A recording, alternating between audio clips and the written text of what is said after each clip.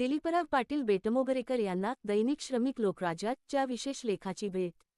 GS24X7 news. Maruti Patil Wadje Undrikar, Nanded. Nanded जिल्हा परिषदेचे माजी अध्यक्ष दिलीपराव पाटील बेटमोगरेकर यांचा वाढदिवस मोठ्या उत्साहात साजरा करण्यात आला.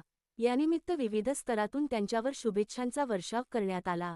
वाढदिवसानिमित्त दैनिक श्रमिक लोकराज्याच्या वतीने त्यांच्या राजकीय, सामाजिक व विकासाभिमुख कार्याचा आढावा घेणारा विशेष लेख प्रकाशित करण्यात आला होता.